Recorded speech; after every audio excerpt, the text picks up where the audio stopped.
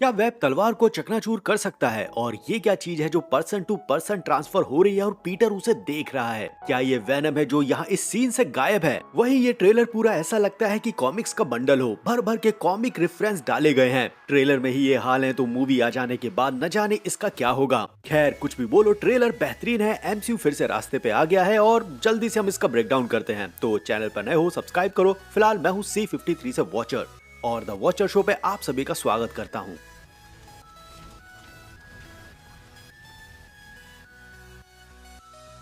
तो ट्रेलर की शुरुआत नो वे होम की कहानी को जारी रखता है, जहां डॉक्टर स्ट्रेंज के जादू से लोग ये भूल गए थे कि पीटर पार्कर कौन है। रिसेंट के ही रूमर का ये भी कहना है कि इस मूवी में जो ब्रांड न्यू डे है, यहाँ दो कैरेक्टर ऐसे होंगे वो जानते होंगे कि पीटर पार्कर ही स्पाइडरमैन है।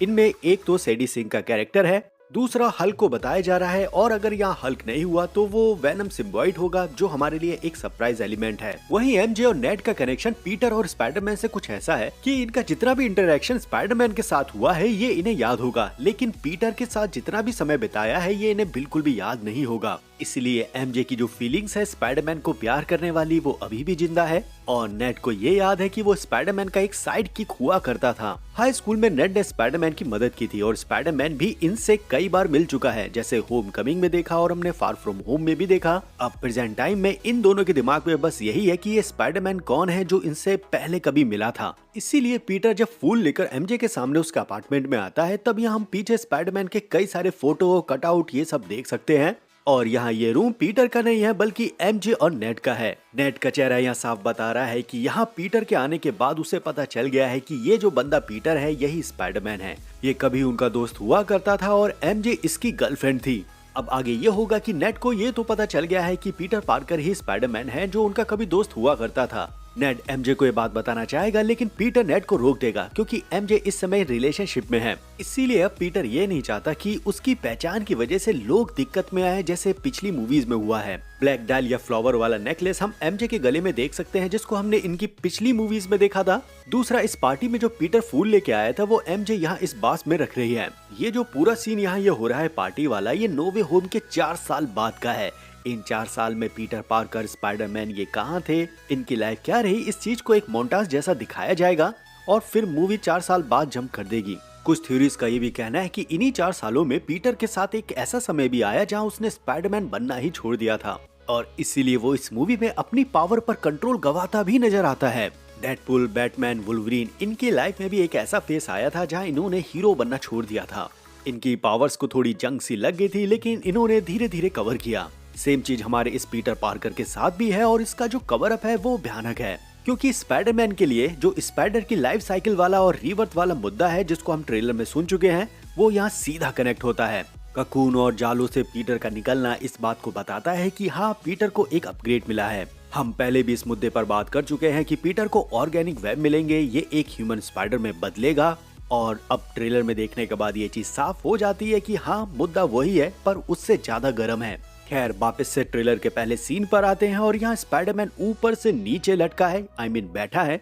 यहाँ दो चीज साफ होती है। नंबर 1, पीटर परेशान है, मतलब जो मेंटल हेल्थ वाला मुद्दा पीटर के साथ जोड़कर इस मूवी में दिखाने का प्लान किया गया है, बस यहाँ से ये सारी चीजें धीरे धीरे शुरू हो जाती हैं। नंबर 2, यहाँ क्या पीटर की पिछाड़ी पर भी कांटे हैं, क्योंकि पिछली बार ग्वेन स्टेसी के भी थे। खैर यहाँ पर पीटर नेट की रील देख रहा है इंस्टाग्राम पर, जहाँ नेट कह रहा है कि ये हमारा MIT का पहला दिन है और हम जानते हैं कि ब्रांड न्यू डे नो वे होम के 4 साल बाद टेक प्लेस करेगी, मतलब 2028 में। इसीलिए ये जो सीन है वो 2024 में टेक प्लेस करता है और यहीं से ब्रांड न्यू डे की शुरुआत होगी। पीटर नेड और एमजे की रील देखता है, मास्क पहनता है और नीचे कूद जाता है। और कूदने से पहले क्या शानदार स्पाइडरमैन के सूट की एक झलक देखने को मिलती है। उभरी हुई लाइनें हैं जो टोबी स्पाइडरमैन के रेफरेंस से हैं। आंखें पहले से बड़ी हो गई हैं जो उसको बिल्कुल कॉमिक एक्यूरेट बना रही हैं। और हाँ, ये आंखें पिछले सूट की तरह ब्लिंक नहीं करेगी क्योंकि अब ये कोई AI नहीं है। बैक साइड का भी लोगो बदल गया है जो एंड्रू स्पाइडरमैन के रेफरेंस से है। यहाँ जब पीटर नीचे गिरता है तब कई सारी चीजें एंड्रू स्पाइडरमैन से रिसेंबल होती हैं। दूसरा, जब ये सूट हवा से टकरा रहा है तो एक तरह से वेव जैसा हमें दिखाई दे रहा है, सेम एंड्रू स्पाइडरमैन की तरह। एक सायरन का शोर सुनाई देता है और एक कट के साथ मास्क के अंदर एक पीओवी देखने को मिलता है।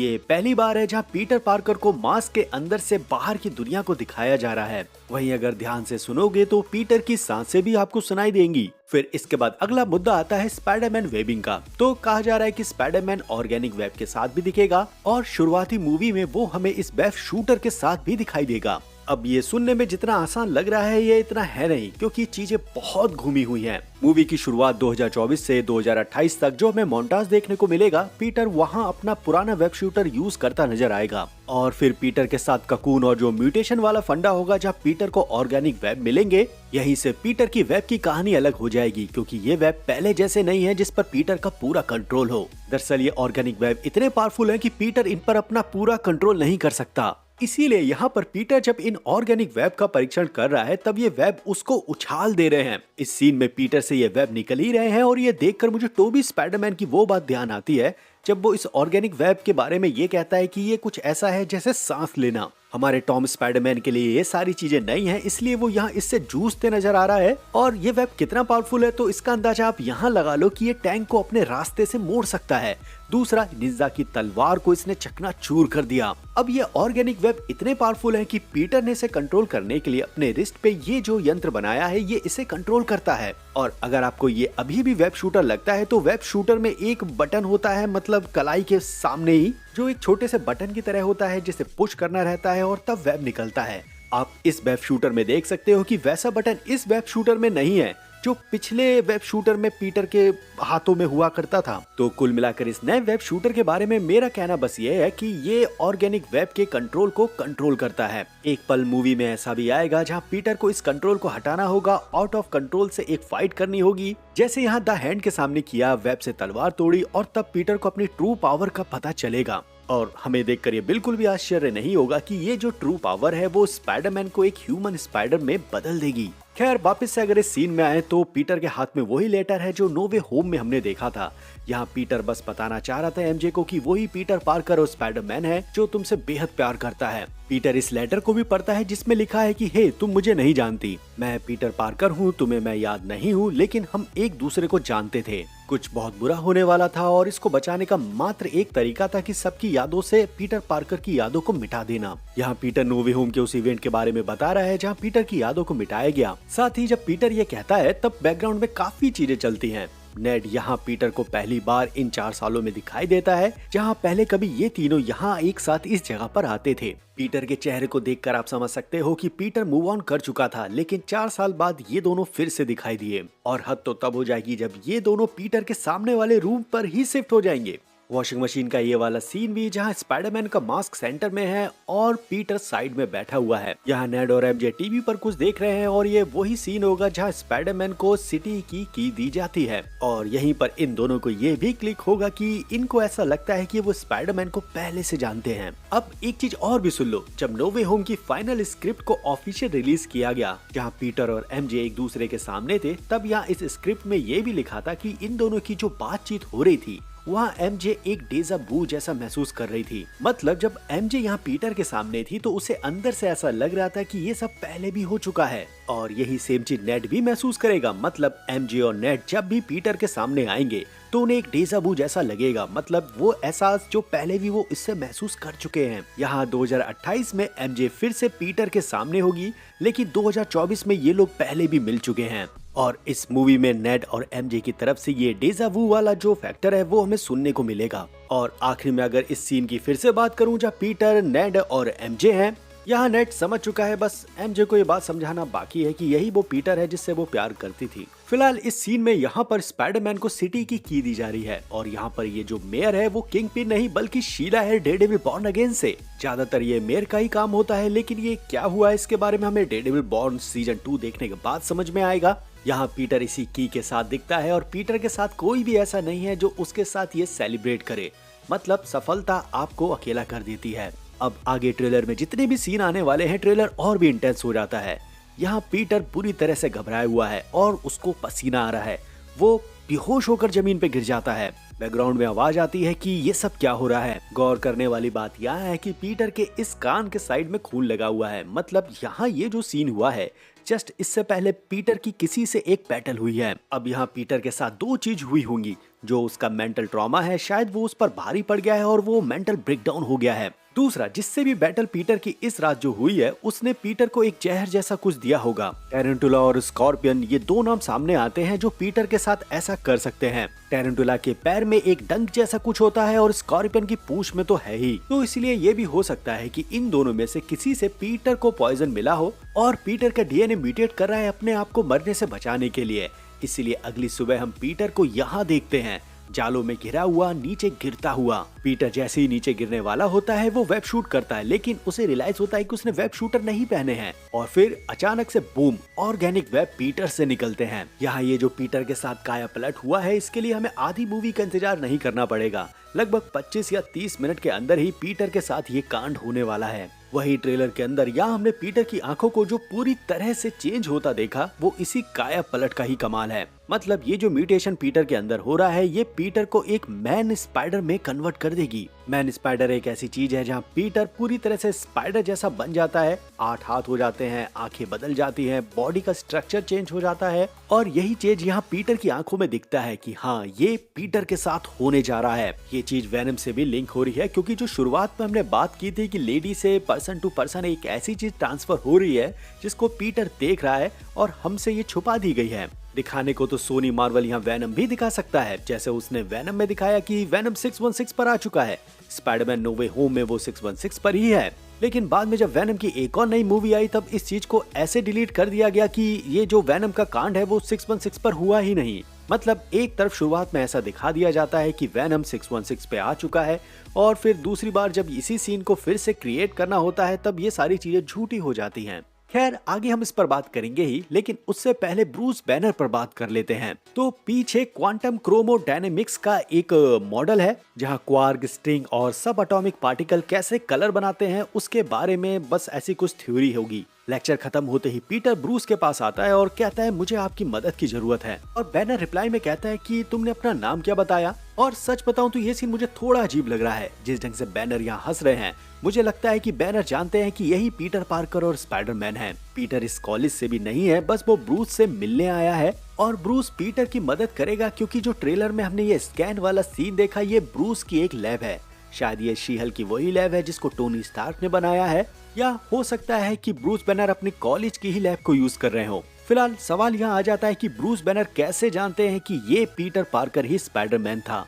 कॉमिक्स में जब ये सेम इवेंट हुआ था, पीटर पार्कर की यादों को मिटाया गया था, तब ब्रूस बैनर ये जानता था कि पीटर पार्कर ही स्पाइडरमैन है। लेकिन एमसीयू में अगर ये इस चीज को ऐसे दिखा दें कि जो स्कार प्लेनेट पर, मतलब जो शी हल्क में हमने हल्क को देखा था, जहाँ हल्क अपने बेटे को स्कार प्लेनेट पे लेने चला गया था, तब इधर नो वे होम का इवेंट हो जहाँ डॉक्टर स्ट्रेंज ये पूरा मैजिक परफॉर्म करे और सबकी यादों को मिटा दिया जाए कि पीटर पार्कर कौन है। वहीं दूसरी तरफ जो हल्क स्कार प्लेनेट पर है जो समय से थोड़ा अलग है, मतलब स्कार प्लेनेट की कहानी यूनिवर्स के बाकी प्लेनेट जैसे नहीं चलती है, यहाँ समय काफी अलग है जैसा थॉर रैग्नारॉक में हम देख चुके हैं। इसीलिए डॉक्टर स्ट्रेंज के मैजिक स्पेल का असर वहाँ नहीं हो पाया और हल्क को इसीलिए सब कुछ याद है। और ऐसे ही मैं इस चीज को भी कवर कर देता हूँ कि जो हमने एंड गेम में कैप्टन अमेरिका को देखा था, रूमर्स के हिसाब से वो 828 में पहुंच गए हैं, तो क्या उन्हें भी ये पीटर पार्कर ही स्पाइडरमैन है वो याद होगा? नीचे कमेंट बॉक्स में बताओ जरा। खैर अभी के लिए हम फिर से ब्रूस बैनर को लाइव एक्शन में देख रहे हैं, जिनके कलाई में ये जो डिवाइस है वो अपग्रेड हो चुका है। आई एम श्योर ये कंट्रोल टूटेगा और ब्रूस बैनर भी आउट ऑफ कंट्रोल होंगे। इसीलिए जो सैविज हल्क, ग्रे हल्क की बातें हो रही हैं कि हमें यहाँ एक ऐसा हल्क देखने को मिलेगा जैसा एज ऑफ अल्ट्रॉन में एक पागल हल्क नहीं था, वैसे ही हमें एक खूंखार हल्क देखने को मिलने जा रहा है। वहीं ये वाला ब्रूस का सीन जो पिछले सीन को कंटिन्यू नहीं करता है, बल्कि अलग कहानी है। पहले सीन में पीटर ब्रूस से मदद मांगता है और दूसरे सीन में ब्रूस बताता है पीटर को कि तुम्हारा डीएनए म्यूटेट कर रहा है। मतलब साफ है ब्रूस ने पीटर की मदद करने का फैसला किया और इसी की वजह से ब्रूस एक हल्क में बदलेगा। फिर ये वाला शॉट जिसके बारे में हम पहले ही बात कर चुके हैं, ये ऑर्गेनिक वेब का परीक्षण है जो पीटर से सहन नहीं हो रहा है। यही हमें एक और वॉइस ओवर सुनाया जाता है जहाँ स्पाइडर की 3 लाइफ साइकिल्स के बारे में बताया गया है। बेसिकली यहाँ पीटर को इस लाइफ साइकिल से कनेक्ट किया है और पीटर इसी किसी एक साइकिल में अभी फंसा हुआ है। जब वो इस साइकिल से बाहर निकलेगा तो वो अपने से कई ज्यादा और मजबूत होगा। इसी बीच पीटर पार्कर आंट मे की ग्रेव को किस करता है और यहाँ जो इस ग्रेव में लिखा हुआ है ये सेम गेम वाले स्पाइडरमैन के कांट मेक की ग्रेप में ही लिखा हुआ है। यहाँ शब्द ये है कि जब तुम किसी एक की मदद करते हो तो तुम सबकी मदद करते हो। और इसी में ही सेडी सिंह का जो कैरेक्टर है उसको भी थोड़ा सा दिखाया जाता है। काफी समय मैंने पहले ये थ्योरी दी थी कि यहाँ ये जो सेडी सिंह का कैरेक्टर है वो जीन ग्रे प्ले कर सकता है। और इसके बारे में जो मैंने थ्योरीज में बताया था कि प्री टाइमलाइन, ओरिजिनल टाइमलाइन, मतलब 616 की जो ओरिजिनल टाइमलाइन है जहाँ फैंटास्टिक फोर, एक्समैन, अवेंजर्स एक साथ 616 पर रहते थे, लेकिन हीरोमैन्स ने जब टेक ओवर किया तब पूरी कहानी को रीराइट किया। और ये जो रीराइट वाली कहानी है वो सेक्रेट टाइमलाइन में चली गई, जहाँ अवेंजर्स को वो इवेंट दिए गए जो सेक्रेट टाइमलाइन के लिए जरूरी थे। अब लोकी की बदौलत ये मल्टीवर्सल ट्री बना है और ओरिजिनल और प्री टाइमलाइन वाले जो इवेंट है वो सामने आने लगे हैं। इसीलिए 616 में X Men, mutant, fantastic four, inhumans और कई सारे ऐसे कैरेक्टर भी हैं जो अब धीरे धीरे सामने आएंगे। इसीलिए जीन ग्रे भी एक ऐसी कैरेक्टर बन जाती है जो 616 के ओरिजिनल टाइमलाइन से यहाँ मौजूद है। दूसरा ये भी हो सकता है कि जो डॉक्टर स्ट्रेंज का मैजिक स्पेल था जिससे स्पाइडरमैन और उसके कई सारे विलन जो 616 पर आ गए थे, इवेंट पूरा हुआ और वो यहाँ से चले गए थे, तब यहाँ ये जो जीन ग्रे है वो यहाँ फंस गई हो। ऐसा होना थोड़ा नामुमकिन सा है, लेकिन दिखाने को ये दिखा भी सकते हैं। अब जीन यहाँ फंस गई है तो डीओडीसी की नजर इस पे गई। जैसे वो बाकी सुपर हीरोज को पकड़ रहे थे वैसे ही जीन ग्रे को पकड़ लिया और इसीलिए ये कैरेक्टर यहाँ इस जेल में नजर आता है। दूसरा, इस सीन में मुझे एक चीज ये भी लगती है कि हमें इसकी गर्दन को नहीं दिखाया गया। मतलब मुझे लग रहा है कि यहाँ पर गर्दन पर एक ऐसा ही कॉलर होगा जैसा लोकी और डेडपुल के गर्दन पर नहीं था उनकी पावर को ब्लॉक करने के लिए। यहाँ डीओडीसी के पास एक ऐसा कॉलर आ चुका है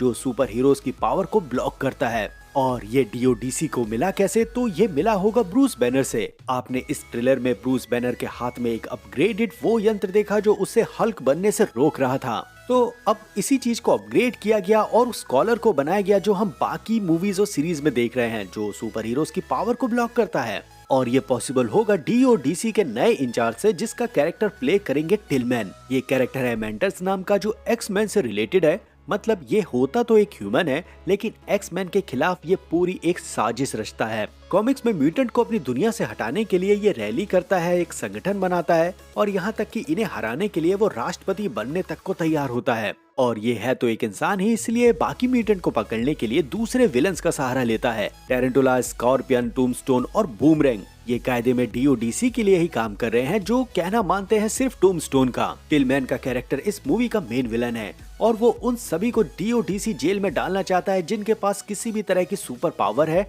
या उनकी पावर म्यूटेट हो रही है। यहाँ पीटर इस टैंक का ढक्कन खोलता है और देखता है अंदर एक ओल्ड लेडी है जहाँ से कुछ ट्रांसफर हुआ है यहाँ इस इंसान में और फिर यहाँ से यहाँ गया है। कहने को यहाँ वैनम भी हो सकता है जिसके मेरे हिसाब से चांस सिर्फ 2% है। यहाँ ज्यादा संभावना बनती है जीन ग्रे की, क्योंकि जिस तरह से इस ओल्ड लेडी का सिर खाली हुआ तब उसके बाद ये सिर पकड़कर बैठ गई। मतलब ऐसा कि जैसे इसके ब्रेन को किसी ने कंट्रोल कर लिया हो। टिलमैन जो विलियम मैट्सकर का रोल प्ले करेंगे ये आगे भी हमें दिखाई देंगे। साथ ही सेडी सिंह का कैरेक्टर हमें सीक्रेट वॉर्स के लिए भी कंफर्म है। कहा तो ये भी जा रहा है कि यही स्पाइडरमैन मूवी से आगे एमसीयू के एक्समैन को सेटअप कर दिया जाएगा। ये जो 2 कैरेक्टर देखने को मिले हैं ये सीक्रेट वॉर्स के बाद भी हमें देखने को मिलेंगे। और शीशे के इस तरफ जो हमें ये कैरेक्टर देखने को मिला है ये शायद रोग हो सकता है, क्योंकि ये काफी हद तक मिल रहा है। ये यहाँ मुझे नहीं लगता कि रोग को इतनी जल्दी यहाँ दिखा दिया जाएगा, बस ये हमसे खेलने की कोशिश की जा रही है। ट्रेलर में आगे हमारा फेवरेट कैरेक्टर पनिशर भी दिखाई देता है जिसे स्पाइडरमैन रोकता है। इनकी बातचीत से पहले तो यहाँ ये लगता है कि ये दोनों पहले भी कहीं मिल चुके हैं। मे बी डेयरडेविल ने पनिशर के बारे में स्पाइडरमैन को बताया हो और बंदा अपना कहीं अलग बिजी हो। अब यहाँ जिस ढंग से पीटर ने पनिशर के गन फायर को झेला है, यहाँ ये दिखाता है कि पीटर अब कितना पावरफुल हो चुका है। दूसरा, स्पाइडरमैन ने यहाँ एमएफ बॉम्ब को भी फटने से रोका, ये भी अच्छी बात है। यहाँ एक आर रेटेड कैरेक्टर है, दूसरा PG-13। तो अगर इन दोनों के बीच में ये तालमेल वाली चीजें काम कर गईं, तो मैं श्योर हूँ कि अगली मूवी हमें स्पाइडरमैन और डेडपूल के साथ देखने को मिलेगी। भले ये सीक्रेट वॉर्स के बाद हो, लेकिन इस टीम रेड का आना सच में हमारे फैंस के लिए तो जरूरी है। खैर, अभी के लिए इस ट्रेलर में बहुत सारी ऐसी चीजें हैं जिस पर हमने बात नहीं की है, जैसे कॉमिक्स रेफरेंस हैं, थ्योरीज क्या होती हैं, हर एक कैरेक्टर कहां से उठ के कहां आए हैं और ये सारी चीजें कैसे डूम्सडे से कनेक्ट होगी और स्पाइडरमैन और हल्क क्यों नहीं डूम्सडे में दिखाई देंगे। ये सारी चीजें अब साफ साफ होती दिखाई दे रही हैं। धीरे धीरे अगली वीडियो में हम और भी डिटेल्स में बात करेंगे और अभी के लिए बस इतना ही। मिलते हैं अगली वीडियो के साथ, तब तक आप अपना ध्यान रखो, मजे लो, लव यू एंड बाय।